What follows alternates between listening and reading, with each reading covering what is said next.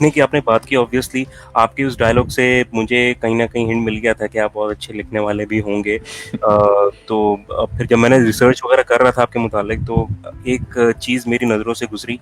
اور اس چیز کا نام ہے دا مس انڈرسٹوڈ ایلا. تو ٹاکنگ اباؤٹ دیٹ, آپ اس کے متعلق تھوڑا سا بتائیے گا, ہمارے جاننے جو دیکھنے والے ان کو نہیں پتا ہوگا, وہ نہیں جانتے ہوں گے اس متعلق. ہاں بالکل, دا مس انڈرسٹوڈ ایلا ہے, یہ بھی ایک میری ایک کاوش تھی جی to present my country in the right light, کیونکہ یہ بات ہے دا ڈیکیڈ آف 2000 جب ہم لوگ وار آن ٹیرر میں ہم انٹر ہوئے, and soon it became our own war rather than America's war, جب ہمارے ملک کے اندر دھماکے ہونے شروع ہوئے اور ہمارے ملک کے اندر ٹیررزم کے انسیڈنٹس بڑھ گئے اور ہمارے پاکستانی شہید ہونے لگے, تو آبویسلی اس چیز کو ختم کرنے کے لیے ہماری فوج پھر ایکٹیویٹ ہوئی, اور ہماری فوج نے پھر اس مینس کو ختم کرنے کے لیے ملک کے اندر جانیں دیں, جان کے نذرانے پیش کیے, قربانیاں دیں ہمارے سویلینز نے, ہمارے لا انفورسمنٹ ایجنسیز نے, ہماری ملٹری نے بہت, اور اکانومی نے کتنا سفر کیا. تو ہم سب کو پتہ ہے کہ ہم کتنے ایک ٹف ٹائم سے گزرے, بٹ باہر بیٹھ کے میں صرف یہی سنتا تھا لوگوں سے کہ جی پاکستان از ناٹ ڈوئنگ انف. وہ ویسٹرن میڈیا کو وہ فالو کر رہے ہوتے تھے, اسپیشلی ہمارے جو پڑوسی ہیں, تو ان کے بس یہی ہوتا تھا کہ جی Pakistan is not doing enough, it is the hot bed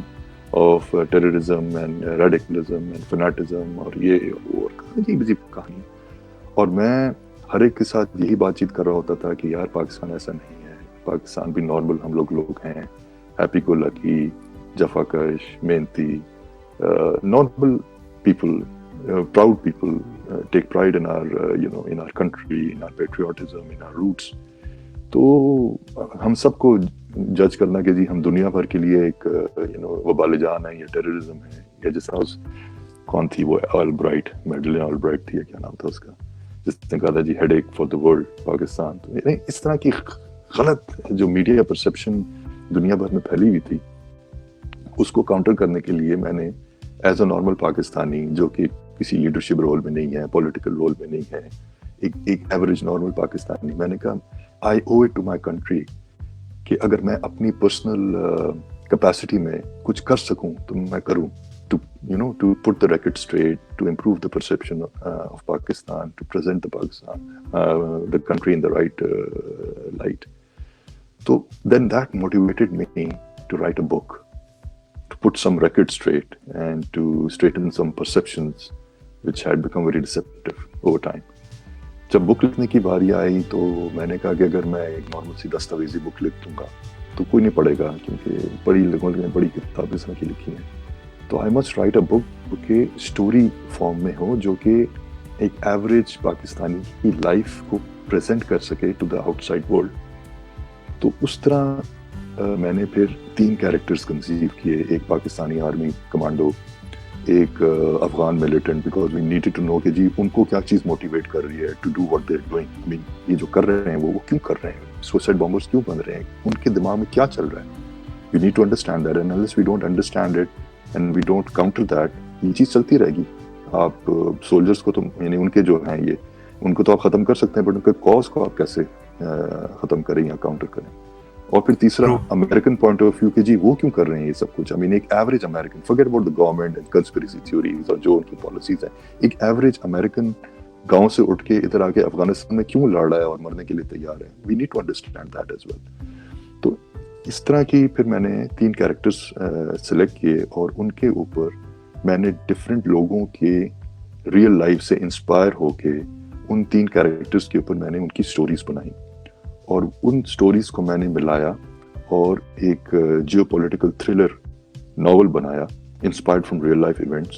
جن کے اندر تھرو دیز 3 کیریکٹرز میں نے ان کا and through the support characters of these 3 characters میں نے ان کا پوائنٹ آف ویو ریڈر کو پریزنٹ کیا, اور میں نے یہ بتانے کی کوشش کی دنیا کو بائی اینڈ لارج کہ ہر ایک موٹیویشن کی وجہ سے لڑ رہا ہے, اور وہ موٹیویشن کیا ہے, اینڈ کون سی موٹیویشن صحیح ہے, کون سی غلط ہے, ہمیں کیا چیز کرنی چاہیے, کیا نہیں کرنی چاہیے, to reach an amicable solution to this imbroglio that we were in. تو یہ اس نے مجھے موٹیویٹ کیا اور پھر میں نے یہ کتاب لکھی اور اللہ کا شکر ہے 2013 میں یہ پبلش ہوئی. اس کے بعد سے اب تک یہ بک رہی ہے ورلڈ وائڈ, آن لائن بک رہی ہے. اس کی میں نے ڈفرینٹ وہ بھی کی ہیں, کیا کہتے ہیں, بک سائننگ ایونٹ بھی کیے ہیں, کینیڈا تک میں کیے ہیں. مجھے خوشی ہوتی ہے اور ایک آئی فیل سینس آف اچیومنٹ کہ میری یہ ہمبل جو ایک contribution تھی towards setting right the perception of my country, it has paid some dividends. میرے پاس اب یہ westerners آتے ہیں, even Indians at times have approached me, Europeans and Americans, they have approached me or written reviews on internet, commenting on the book, complimenting the book and saying کہ جی اگر اس کتاب میں لکھا اگر یہ سب کچھ صحیح ہے تو ہمارا perception about Pakistan has changed dramatically. تو جو چیز اب آپ دیکھتے ہیں اکثر ولاگرز اب آ رہے ہیں اور ملک ہمارا گھوم رہے ہیں اور ایک پازیٹیو امپریشن دے رہے ہیں پاکستان کا باہر, میں نے یہ چیز یہ 2013 سے ہی کرنا شروع کر دی تھی اور لکھنا تو میں نے 2010 سے ہی شروع کر دیا تھا اس کے اوپر. تو یہ میری ہمبل سی کنٹریبیوشن ہے in service of my country Pakistan. So are we gonna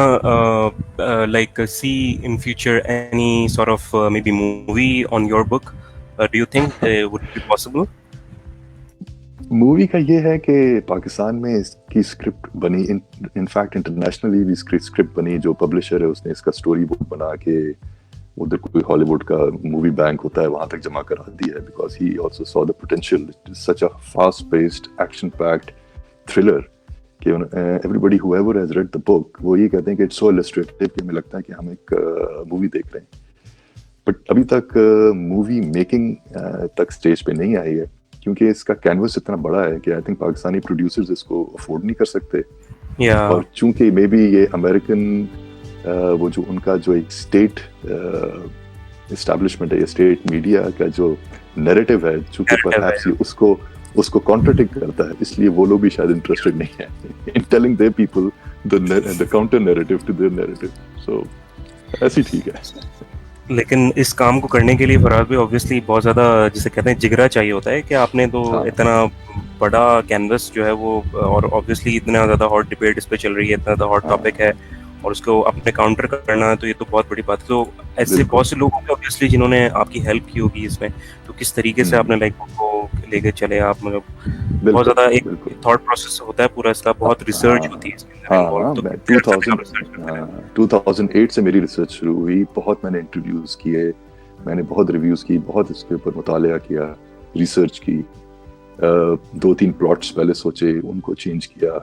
اور being a full time banker میرا یہ کام صرف ویکینڈس پہ ہوتا تھا, Friday Saturday.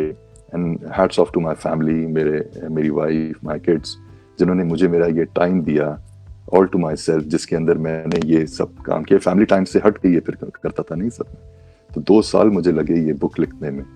After doing my research and every thing. اور اس کے اندر بہت سے لوگوں نے بہت میری ہیلپ کی ہے. میں ان کے نام اس لیے نہیں لوں گا کیونکہ سینسیٹیو میٹر ہے, بٹ یس پاکستان میں بھی اور باہر بھی بہت لوگوں نے ہیلپ کی مجھے in bringing it all together.